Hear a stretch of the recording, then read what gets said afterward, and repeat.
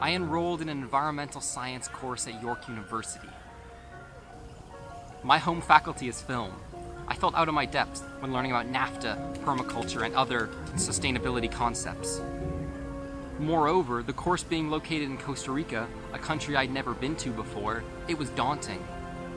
Despite this, on May 11th, 2018, I flew away to Costa Rica with my 16 other classmates, Deborah Barnt and Ana Maria Martinez.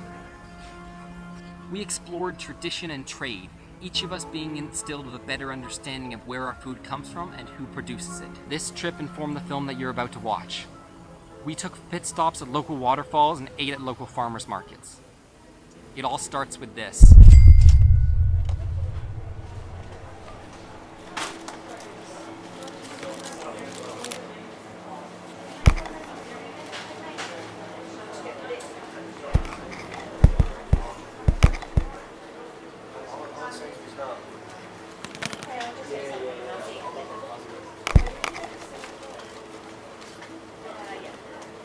An inviting supermarket, white walls, chock-a-block with fruit, veggies, cereal, ice cream, coffee, a cornucopia of colour and smells. Let's be more specific though.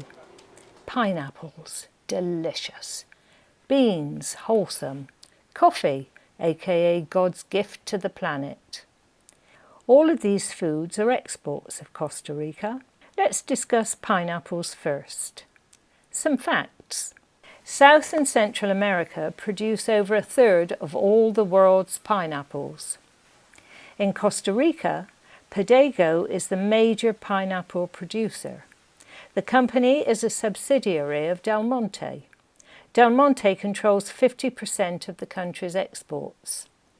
Del Monte produced 10 million boxes of pineapples a year, enough to fill 2,688 Olympic-sized swimming pools. They own 20,000 acres of land, the size of the Scottish island of Benbecula. And just like the Vikings who sailed to that island, Del Monte has a questionable impact. For you to understand the locals who are affected by Del Monte, I am going to take us back to 1980s El Salvador. Oscar Romero served as the fourth Archbishop of San Salvador, the capital of El Salvador. Romero spoke against poverty and social injustice. Muy poderosa es la voz de tierras lejanas y por eso juicios imparciales. On March 23, 1980, he was delivering a sermon speaking against the abuses and oppressions, deposing death squads and criticising the right-wing government that was supporting them. After finishing his call to arms, he walked to the middle of the altar where he was shot, falling backwards. Romero bled to death on that altar. Later it was discovered that the US-backed government had assassinated him. This was the story that I was told in the forests of Costa Rica, because Oscar Romero became a martyr. The assassination drew international interest to El Salvador and started the 12-year civil war. Bombs were dropped and many lost lives, all leading to a massive exodus, where a quarter of El Salvador populace emigrated to neighbouring South and Central American countries. 20,000 migrated to Costa Rica. Many were given seeds to work with and land to work on. The programme was very successful in acclimatising refugees. Many travelled to Longo Mai, a small community with ambitions for agriculture and self-sufficiency, originally started by the French. This was the community that I visited, Longo Mai, meaning may it last long. And true to its name, 50 years later, 2018, the community still thrives. With 400 inhabitants living on a couple of thousand acres of protected soil. I met with Guadalupe Urbina, a Mexican singer who explained the problem that Longo Mai and Costa Rica faces. The community was built upon living sustainably, but this way of life has been threatened. It is surrounded by the Del Monte pineapple plantation on all sides. Drinking water has been poisoned and the topsoil polluted by use of harmful pesticides. Many surrounding communities have relocated to avoid the newly toxic environment. To skip is a word, I don't know, to skip these agrotoxics and this horrible way of growing food that is happening right now. Monocultives is a word, yeah, okay. Yeah, that all these toxic things comes into our body and make us sick, right? Guadalupe and others are fighting for the environment, causing Longo Mai to be nicknamed Green Lung, a metaphor for breathing life back into the jungle. But deforestation continues, burning forests to make space for more crops. But what is the heart of this problem? Neoliberal trade. Neoliberal trade really was about, in many ways, deregulating food systems, pushing these countries into producing for export, for the most part, and in many ways affecting then local production and food sovereignty, the right for people to actually produce in their own land, in their own practices, food for their own consumption that has also all the cultural meanings that they give to it. I can explain you, for example, my farm is a small farm. I have very different plans for the sick, for the problems in the Costa Rican people and American people of all the world.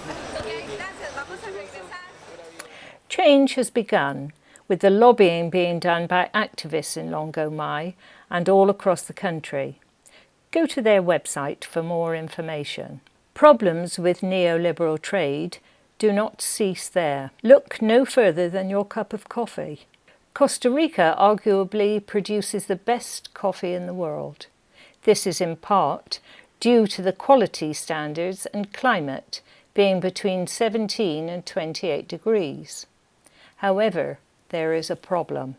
Gavin Friedel explores this problem in his book Fair Trade Coffee, The Prospects and Pitfalls of Market-Driven Social Justice. He looks at the Inter-American Coffee Agreement, IACA. The agreement is aimed at stabilising the prices of coffee.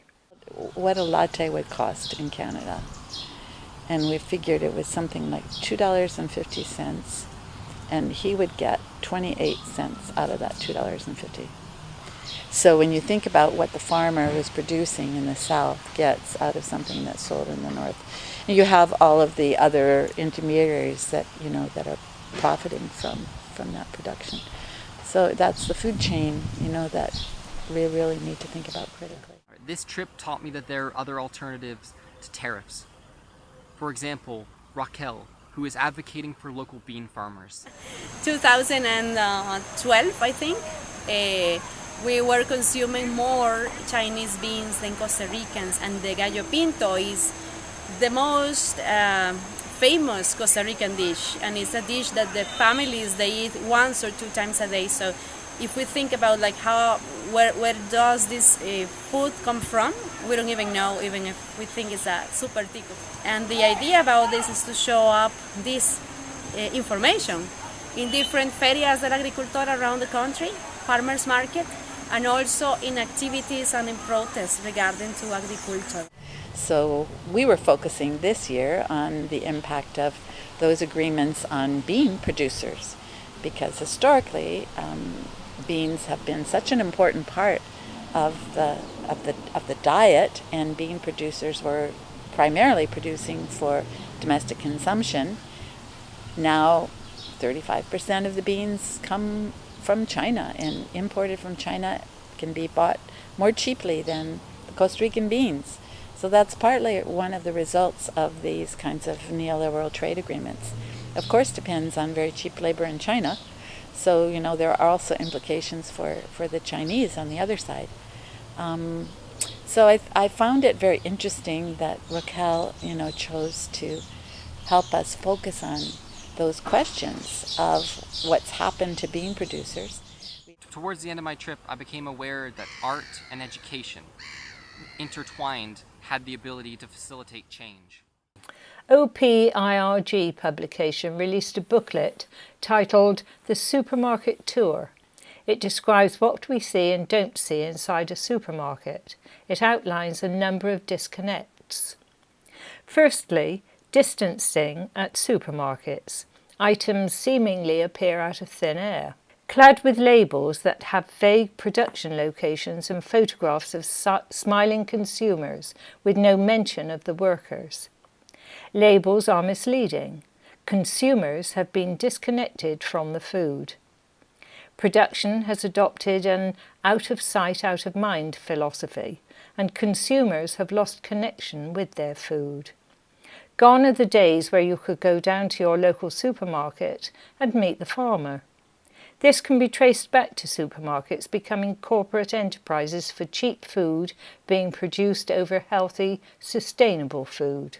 Moreover, it's important to consider that supermarkets are multinational corporations that might seem local but instead have an international agenda. I mean, we are consuming things from outside of the country, and the people doesn't even know where the things come from. We don't have a consistent labeling of the food, so we don't even have an idea about what are we serving on our tables. They are corporations that often own all facets of development: the producer, the distributor, and the marketplace. This business strategy is called vertical integration. They own a monopoly. Local supermarkets cannot compete with their prices and eventually go out of business. Can you see what the problem is yet? All the issues that we've brought up, pollution, supermarkets, tariffs, they're all political. To view food as a commodity for mass production is unsustainable. We need to honor local ecologies and advocate for food justice and food sovereignty, questioning food governance through education and progressive thought. Food isn't the problem, writes Wayne Roberts in the No-Nonsense Guide to World Food. He highlights that global forces shape food production. Power has been removed from marginalised communities, so acting globally is imperative. But how do we do this? There isn't an answer I can give. It is important to look at education as one possible response. Perhaps we should adopt a critical perspective and be conscious that often the educational system we subscribe to mirrors many of the flaws mentioned before due to its capitalist nature. Vandana Shiva coined a term that summates this point: monocultures of the mind. She means to draw parallels between single crop farming and single track thinking. We've been bouncing back and forth between problems and solutions. This film is trying to balance education and hope. Digital media can break stereotypes, subvert reality, and reach people in different ways. This film is my solution to the problem, hoping to educate you, the viewer, on these issues using the platform of digital media. Art and education, together in one video. So to conclude, I don't want to tell you what to think. I want you to imagine something. I just want you to imagine a world with less environmental damage because corporations respect the laws. A world where food is not a commodity, but a community. A world where fair trade is mandatory so workers can live comfortably.